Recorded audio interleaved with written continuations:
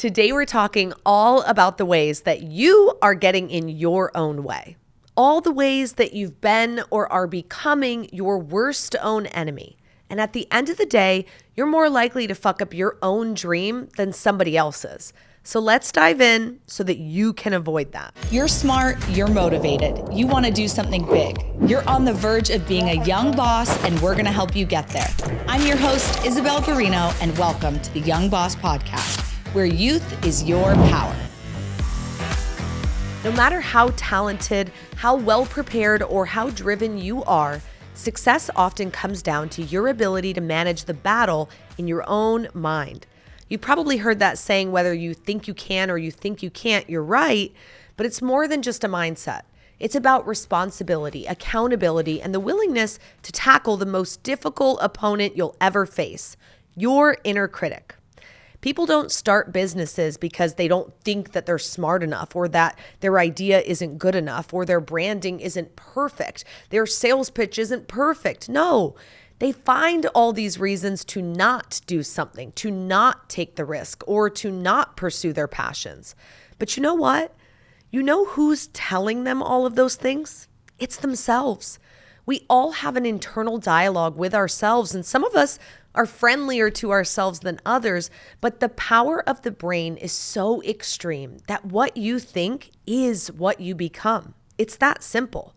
If you choose to be sad or mad, that's what you'll be. And if you choose to be glad and happy, that's what you'll be. It's all about perspective. If you sit around and think about how your business is going to fail, then likely that is what's going to happen. On the other hand, if you manifest that your business will be successful and you take action, it's likely that your business will be successful. The universe is listening all the time. So be careful what you ask for. Be careful what you think about. The universe might just fill your order, so make sure it's a good one. Make sure it's what you want. Your mind is your biggest asset and your biggest liability. Listen, the main difference between successful and unsuccessful people often lies in how they handle their internal dialogue. Successful people are honest with themselves about their feelings. They identify them and they take action to correct or leverage those feelings or those behaviors. To simply put it, successful people are willing to do what unsuccessful people are not. Successful people write these things down, they analyze, they share with others, they seek help and outside voices so that they can remedy the situation and move on. They may sit with it for a minute, but they're not sitting with it forever. Unsuccessful people, they carry these thoughts with them. They let them ping pong in their head all day, every day. And as you should know by now, it's important to set goals. They keep you honest and they keep you on track. However, it's not enough to just set goals. You have to ask yourself, who do I have to become to achieve them? What do I have to unbecome to achieve them? What's holding you back? What's going on inside your head that's creating resistance between you and your success? Remember, what can be measured can be managed, so review your progress regularly. Successful people keep their goals top of mind and they adjust as needed. Bookend your days with intentional routines. Control what you can, such as the first and last hour of your day. They are so vital. Because the middle, it's going to get chaotic. But this structure helps you set the tone and keeps you focused on what truly matters. Creating structure and consistency in your day will help you as you face your internal enemy. Structure provides predictability, which is necessary when you're a business owner. You need those consistent checkpoints and grounding moments throughout your day. When shit is hitting the fan, you can lean on those routines to provide a bit of normalcy when you're beginning to feel overwhelmed, which you inevitably will. Let's dive into some of those ways that becoming your own worst enemy presents itself in your life and in your journey of becoming a successful entrepreneur. Performance anxiety. Listen, you've practiced, you've been there before, you know everything the task requires, but when it comes down to the time to do it, you can't. You fail, you bail, you fear failure. You intentionally avoid doing certain things because you're afraid or you feel inadequate. Maybe you even have unrealistic expectations of yourself or lack confidence even.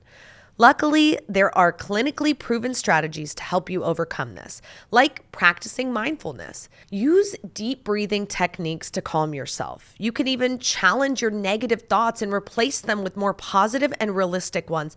I love that. Whenever I hear my negative voice going off in my head, I'll literally call it out and say, "Stop, brain, stop thinking like that. That is not true." And then I'll start repeating things that are true, that are the opposite of the negative things that are going on in my brain. You can set realistic expectations for yourself. Always be aiming for progress and improvement over perfection. Perfection is going to be the death of you. Visualize success. I love this one. You have to be able to see it in order to believe it, in order to achieve it. Engage in positive self-talk. I cannot hype that one up enough. Encourage yourself. Gas yourself up. Remember, you are who you think you are. Control your thoughts. Maintain a healthy lifestyle. Get up and move. Eat a nutritious diet. Get more sleep. Try yoga. Whenever you're having a shitty day, look around. It's probably because you haven't even had your breakfast yet, right? Or drank water or done anything besides sit at your computer and type away. Imposter syndrome. It affects all of us. Up to 82% of people experience the feelings of imposter syndrome. Do you ever feel like you haven't earned what you've achieved or that you're a fraud? You've allowed yourself to become engulfed in self-doubt. You've talked yourself out of believing in who you are and what you're capable of. In turn, it makes you miss out on opportunities. And you don't pursue opportunities or new relationships. You diminish your skills, your qualities, your accomplishments. Listen, it's natural to wonder how you measure up to others in a competitive environment. And a little bit of self-doubt can be a healthy way to adapt.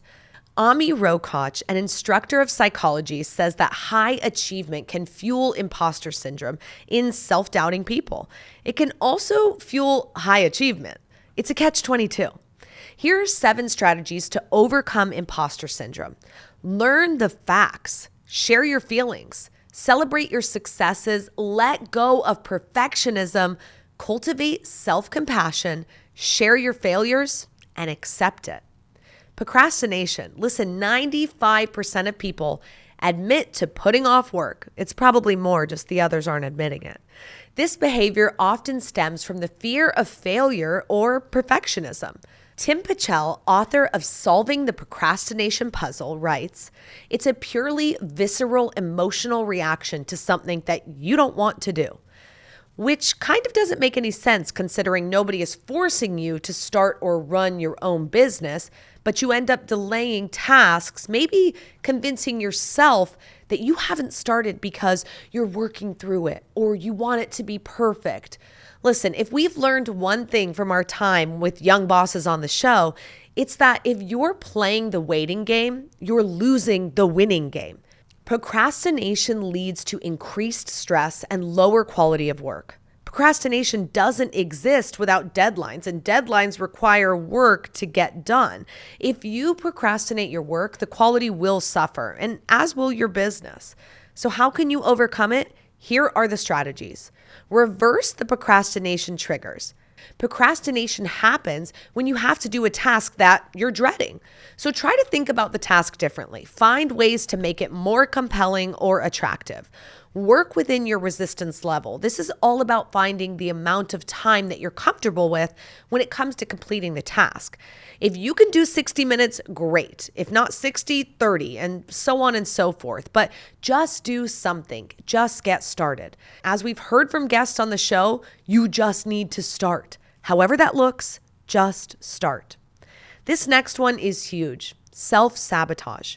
We've all done this before, some more than others, but self-sabotage takes forms in unhealthy coping mechanism, substance abuse, overeating, procrastination, and these are all responses to dealing with stress, but they aren't productive responses, like going to the gym, meditating, seeking expert advice. Stop killing your own ideas and shutting yourself down. Give yourself a chance to share your ideas and let other people shut you down. At least you gave it a shot. Hey everyone, I want to share something that has truly changed my charging game. It's the 360 electrical. When I got this cord, oh my goodness, you guys, I'm always in need of a quick charge, whether I'm on the go in the car or at the airport. I want to be able to plug it in and 15 minutes later be on full battery, and that's exactly what this has done for me. It delivers 240 watts of ultra fast charging, so you're back to full battery in no time. It is perfect for those last-minute travel emergencies. It's got a super long cord and it doesn't fray. It keeps everything nice and tidy, super easy to travel with, take with you on the road. So if you want to grab yours today, head to 360electrical.com and use promo code YoungBoss for 20% off your order. Now, back to the show. Many times when I'm scared to do something and I notice myself stopping myself from doing it, I start to put a pause on it. Wait. Why am I having hesitation here? What's going on? Why is that negative voice in my head winning right now? If there's, a reason why, okay, let's dive into that deeper. But 9 times out of 10, there is no reason. I'm scared and I'm sabotaging my own success. And I don't even know where that fear comes from. It comes from, I'm going to call it the devil. You could call it negative energy, whatever you want it to be. But if you don't shut that shit down, it's going to overwhelm you, take over everything, and you won't be successful. Negative self-talk is crazy, you guys. You know what they say, you are your own worst critic. And while it's a good idea to be analytical of your work to some degree, negatively talking to yourself is quite the opposite. It is detrimental. You have the ability to erode your self-esteem faster than anyone else on this planet. Haters are already going to hate. Don't be a hater of yourself. That's a one-way ticket to nowhere. This next one is huge. Social withdrawal. Are you a recluse? Are you avoiding that seminar, that networking meeting, that happy hour, that coffee meeting with the idol of yours? You have to put yourself out there. Fearing rejection is only leading you to rejecting yourself. You're not even giving yourself a chance. How can you expect others to give you a chance if you're not willing to give yourself one? Avoiding social settings and interactions leads to isolation and reinforces feelings of loneliness and worthlessness. You are worth it. Your dreams are worth it. Get out there, shake hands, grab coffee, smile at strangers, big up yourself. You have to do these things. If you don't, no one will. You are the only one who can save yourself from this. This next one, overgeneralization. Hey, just because one deal went horribly wrong or someone you looked up to turned you down does not, I repeat, does not mean that will always be the outcome. Could you imagine where the world would be if everybody overgeneralized things? We'd probably be one without cars, without airplanes, electricity. Everybody fails. In fact, everybody should fail.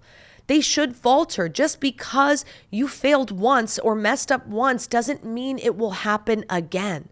Don't be a generalist. Show each new opportunity some respect and treat it as it is, new. Perfectionism.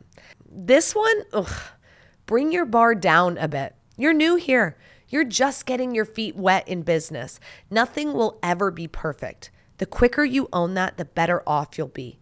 Having unrealistic high expectations of yourself or others results in chronic dissatisfaction and burnout. What's interesting with some of these side effects of being your own worst enemy is that they're actually a direct result of wanting to succeed so badly. You may experience performance anxiety because you don't want to fail. I mean, I don't know anybody that wants to fail, but being so afraid of failure that you're unable to perform or even try to do something is unhealthy. And it's only going to be an obstacle in your entrepreneurial journey. Somebody once told me, if you're nervous, that means you care. We get nervous because we don't want to let people down. We don't want to let ourselves down. That's because we care how we're perceived. We care about, how we show up and how we show up for others, for ourselves, for better or for worse. We care way too much about what other people think of us. But the key to becoming a successful entrepreneur is being able to manage these emotions and thoughts as best you can in a healthy manner. Imposter syndrome is a sign of respect for your profession and for others. Sure, it can be detrimental, but it comes from an honest and good space. You don't want to get in over your skis. You want to be honest and forthcoming. However, not owning who you are or who you are becoming is also a problem. You are who you are. Own it. Become it. Everybody is new at some point. Everybody goes through the process from novice to beginner to intermediate to advanced. That's the cycle. It's not exclusive to your experience. Remember that. And if you do find yourself feeling alone as you manage these emotions, these moments of self-doubt and procrastination and anxiety, remember the world's most successful entrepreneurs and athletes and the world's highest achieving performing figures, they've all been there too. Two of the most decorated Olympians of all time, Michael Phelps and Simone Biles, have publicly shared their stories of battling depression, self-doubt, self-criticism, and perfectionism. Nobody could compete with Michael Phelps' inner voice. He says that he quickly became his own worst enemy by putting immense pressure on himself to perform. Simone Biles admitted that the biggest challenge of her performance was overcoming the overwhelming self-doubt that she experienced. Even the most elite athletes suffer from performance anxiety. You are not alone. What's interesting is the parallel drawn between entrepreneurs who start out as solopreneurs and individual sport athletes, such as gymnastics or swimming or tennis. The greatest tennis player of all time, Serena Williams, has shared that for her, it wasn't the opponent that was her toughest challenge. It was her own self. The mental fight that she was constantly working to overcome. Notable entrepreneurs like Elon Musk and Sarah Blakely, Howard Schultz and Richard Branson, among many others, have also shared their experiences. From Howard Schultz expressing how self-doubt plagued him, coupling with his fear of failure and second-guessing himself, it made him his own worst enemy, which ultimately slowed down decision-making, which led to a slew of other problems. On the flip side, Elon Musk cites his flaw of overanalyzing every decision and pushing himself beyond normal limits. We've all heard the stories, the sleepless benders, the countless nights spent in odd places. That motivation and drive ended up becoming his own worst enemy. His relentless drive in pursuit of greatness led him to a state of burnout and emotional turmoil. What's interesting is that relentless drive and desire for greatness is the key to success. And obviously, Elon has achieved that, but at what cost? What's the toll on your body, your relationships, your mental health? It's an extremely delicate balance. Sarah Blakely, the founder of Spanx, almost didn't even pursue Spanx. Her self-doubt and inner critic were that strong, but ultimately she was able to overcome and get out of her own way.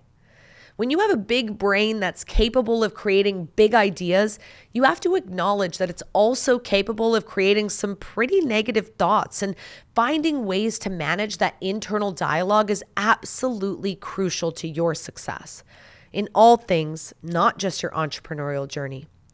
But what sets all of these figures apart from the people who haven't achieved their levels of success is that they were able to overcome it. They beat themselves.